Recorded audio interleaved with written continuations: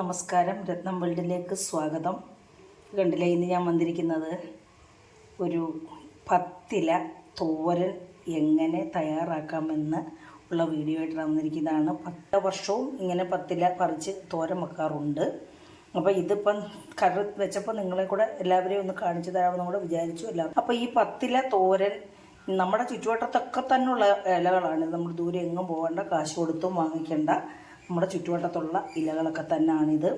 അപ്പോൾ അത് നമ്മൾ വളരെയേറെ ഗുണങ്ങളുള്ളതാണ്. നമ്മുടെ ചുറ്റുവട്ടത്തുള്ള ഇലകളൊക്കെ നമ്മൾ അലക്ഷ്യമായിട്ട് പറിച്ചെറിയുകയും നമ്മുടെ മുറ്റമൊക്കെ വൃത്തിയാക്കാൻ വേണ്ടി നമ്മൾ പറിച്ചൊക്കെ കളയുമല്ലോ. ആ ഇലകളൊക്കെ തന്നെയാണിത്.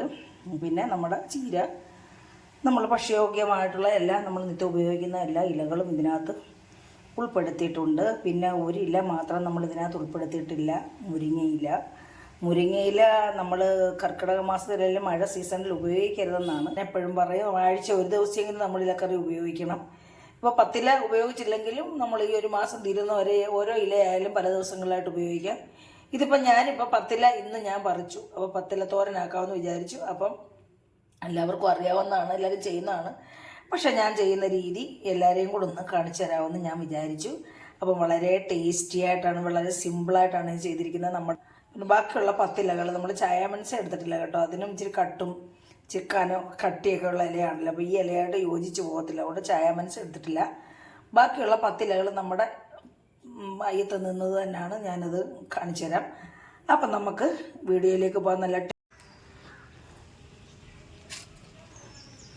നമുക്ക് 2 ചീരയില പറിക്കാം. ചീര എല്ലാം പോയി, എല്ലാം കിളുത്ത് വന്നിരിക്കുകയാണ്. അപ്പോൾ ഈ ഇല 2-3 നമുക്കങ്ങ് പറിച്ചെടുക്കാം. ഇവിടെ പൊട്ടിട്ടുണ്ട്. ഇവിടെ ചീരയെല്ലാം പോയി. അപ്പോൾ മഴയല്ലേ, കണ്ടില്ലേ, എല്ലാം പൂ പിടിച്ച് നിൽക്കുകയാണ്. ഇവിടെ വെണ്ടയൊക്കെ പോയി, വെണ്ടയായിരുന്നതൊക്കെ ഇല്ല, അതെല്ലാം വിളവെല്ലാം തീർന്ന്. ചീര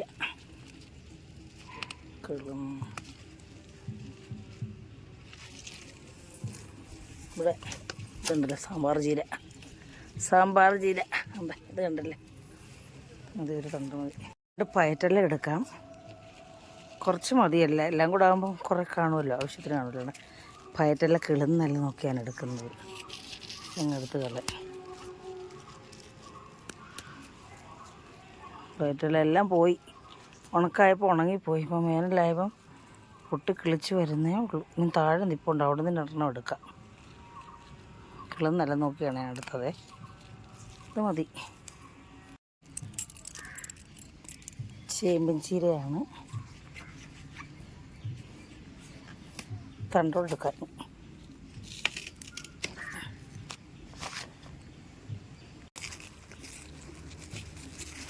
ഇത് ചേനയില്ല, കോവയില, മൈസൂർ ചീര. നമ്മുടെ വീട്ടിൽ കാട് പിടിച്ച് നിന്നെല്ലാം വെട്ടിക്കളഞ്ഞാൽ. വേറെ തൈ നേരത്തെ ഞാൻ പയറിനേറ്റം കിട്ടിയതായിരുന്നു. അതിങ്ങനെ, ഇത് കണ്ടോ, ഇത് ചെറുതണമെന്നാണ് ഞങ്ങൾ പറയാറ്. വേറെ പേരൊക്കെ ഉണ്ട്, കൊടുത്തുവയോ എന്തൊക്കെയോ പറയും. അപ്പോൾ ഇതിൻ്റെ ഇല ഞാൻ പിച്ചെടുക്കുകയാണ്. അപ്പോൾ നമ്മുടെ ഇല മാത്രമേ തൊടാവുള്ളൂ. അതുകൊണ്ടിങ്ങനെ നമ്മുടെ കയ്യിലൊന്നും പറ്റാണ്ട് ഇങ്ങനെ നല്ല ടേസ്റ്റുള്ളൊരു പിന്നെ ഇലക്കറിയാണിത്. കാന്താരിയും കൂടെ പിച്ചെടുക്കും. കാന്താരി എല്ലാം പോയി, മേളോട്ടങ്ങ് പോത്രേ കുറേ ഉണ്ടായിരുന്നില്ല, ഞാൻ പിഴുത് കളഞ്ഞു. കാരണം നമ്മളിവിടെ ഇങ്ങനെ കാന്താരി ഉപയോഗിക്കാറില്ല. പിന്നെ നമ്മൾ പിഴുത് കളഞ്ഞു, കുറേ ഉണ്ടായിരുന്നതൊക്കെ സ്ഥലം വേസ്റ്റാവും നമ്മൾ.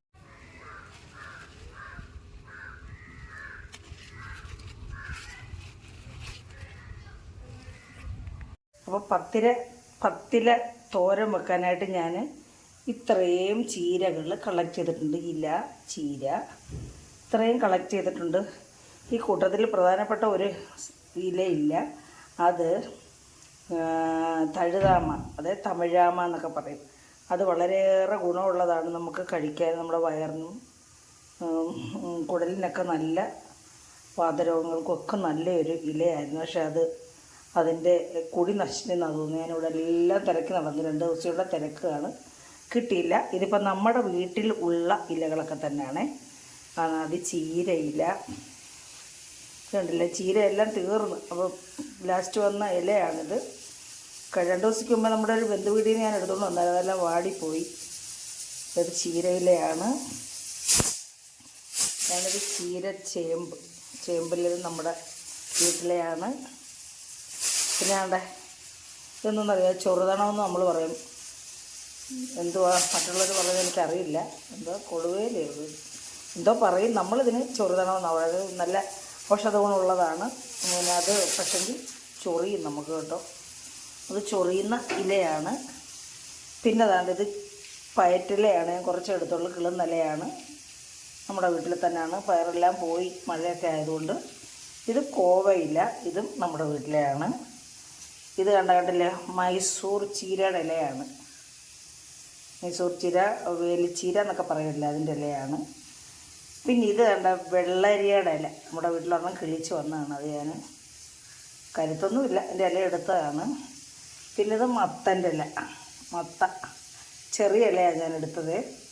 കുമ്പളത്തിൻ്റെ ഇല നമ്മുടെ അടുത്ത വീട്ടിൽ എടുത്തായിരുന്നു, പക്ഷെ അത് ചീത്തയായിപ്പോയി. ഇത് കണ്ട ചേനയില, ഇത് അറിയാമല്ലോ സാമ്പാർ ചീരയുടെ ഇല.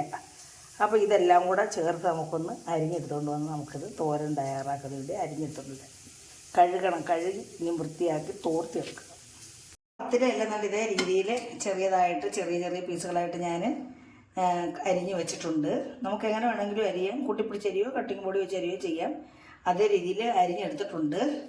നമുക്കിനി തോരൻ തയ്യാറാക്കാനായിട്ട് സാധാരണ നമ്മൾ ചെയ്യുന്ന പോലെ തന്നെ തേങ്ങ, ഇതിപ്പോൾ ഞാൻ ഒരു മുറി തേങ്ങ ഫുൾ എടുത്തിട്ടുണ്ട്. കാരണം ഇച്ചിരി തേങ്ങ കാണും, പല ഇലകളല്ലേ, പല ടേസ്റ്റല്ലേ ഓരോ ഇലയ്ക്കും.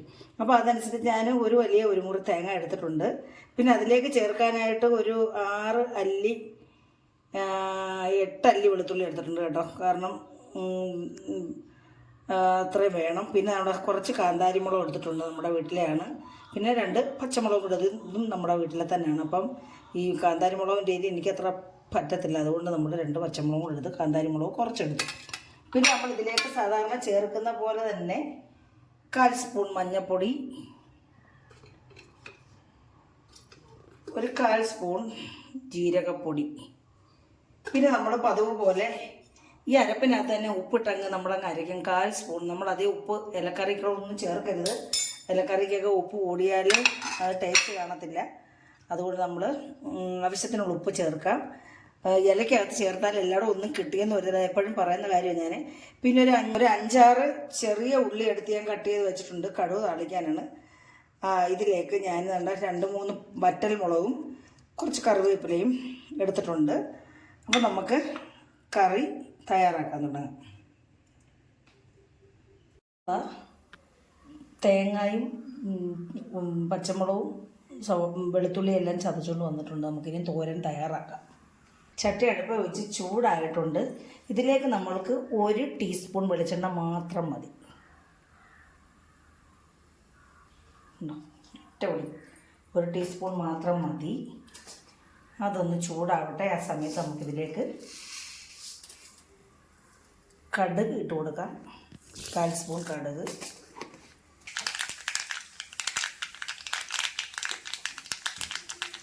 ചെറിയ ഉള്ളി ഇട്ട് കൊടുക്കാം.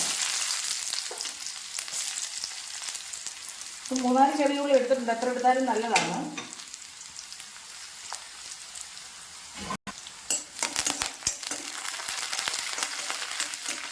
ചെറിയ ഉള്ളി മൂക്കണം നന്നായിട്ട്.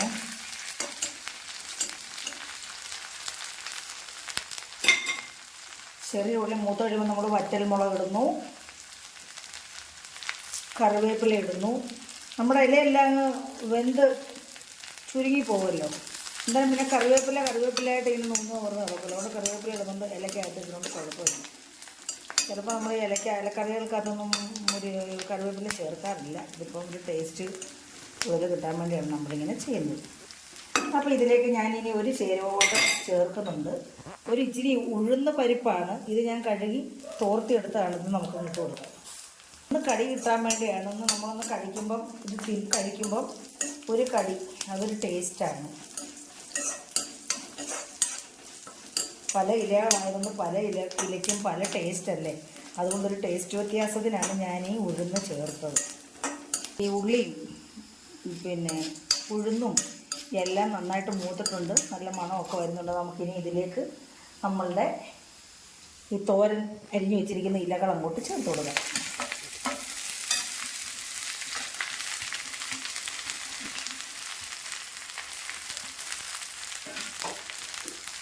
ഇലകൾ ചേർത്ത് കൊടുത്ത് നമുക്കൊന്ന് കൂട്ടി ഇളക്കാം. സിമ്മാക്കി വെച്ച് വേണം, കാരണം ഇതിൻ്റെ നമ്മൾ ഈ വറവുണ്ടല്ലോ ഇതെല്ലാം എല്ലായിടും ഒന്ന് കിട്ടാൻ വേണ്ടി നമ്മളതൊന്ന് കൂട്ടി ഇളക്കണം. നമ്മൾ വെള്ളം ഒന്നും ഒഴിക്കണ്ട. അപ്പോൾ ഈ ഇലയ്ക്കൊക്കെ നല്ല വേവുള്ളതാണ്. അപ്പോൾ നമ്മളിത് വേവണം. വെന്തില്ലെങ്കിൽ നമുക്ക് കർക്കിടക മാസത്തിൽ ഇലക്കറികളൊക്കെ വേവിച്ച് കഴിക്കണം നന്നായിട്ട്, അല്ലെങ്കിൽ വയറിന് അസുഖം ഉണ്ടാകും, വയറിളകാനുള്ള സാധ്യതയൊക്കെ ഉണ്ടാകും. നമ്മൾ ഇലക്കറികളെല്ലാം കർക്കിടക മാസത്തിൽ നമ്മൾ ഉപയോഗിക്കുന്നത് നന്നായിട്ട് വേവണം. പിന്നെ നമ്മൾ അധികം വേവിക്കാതെ ഹാഫ് ബോയിലാക്കിയും നമ്മൾ കഴിക്കണമെന്ന് പറയും. പക്ഷേ കർക്കിടക മാസത്തിൽ അത് പാടില്ല കേട്ടോ, നമുക്ക് വയറിന് പിടിക്കാതെ വരും. അതുകൊണ്ട് നമ്മളിങ്ങനെ കൂട്ടി ഒഴിപ്പിച്ച് നമ്മൾ ചിക്കി ഇതിൻ്റെ ഈ ഇലയുടെ വെള്ളവും ഈ എണ്ണയായിട്ട് ഇത് വേവണം. നമുക്കിതൊന്ന് അടച്ചു വെക്കാം, ഒരു 2 മിനിറ്റ് അടച്ചു വെക്കാം. ഇടയ്ക്കിടയ്ക്ക് തുറന്ന് നോക്കിയിട്ട് ഇളക്കി കൊടുക്കണം, അല്ലെങ്കിൽ ഇതിൻ്റെ പച്ചപ്പ് നഷ്ടപ്പെട്ട് അവിഞ്ഞു പോകും. അപ്പോൾ നമുക്കിത് അടച്ചു വെക്കാം.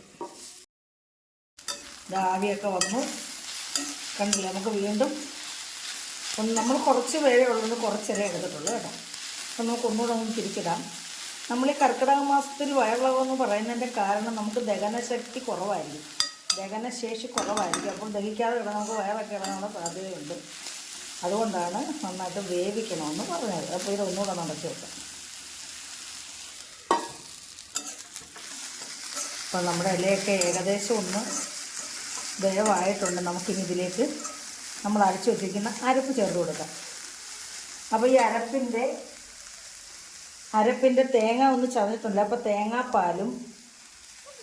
തേങ്ങാപ്പാലും കൂടെ ചേർന്ന് കിടന്നൊന്ന് ഇതൊന്ന് വേവും. അപ്പോൾ ഇതിനകത്ത് നമ്മൾ ഉപ്പും ചേർത്തിട്ടുണ്ടല്ലോ, ആവശ്യത്തിന് ഉപ്പും ചേർത്തിട്ടുണ്ട്. നമുക്കിതൊന്ന് കൂട്ടി ഇളക്കി യോജിപ്പിച്ചിട്ട് അടച്ചു വെക്കാം. അപ്പോൾ നമുക്ക് ഈ അരപ്പൂടെ കൂട്ടി ഇളക്കിയിട്ട് നമുക്കിതൊന്ന് അടച്ചു വെക്കാം.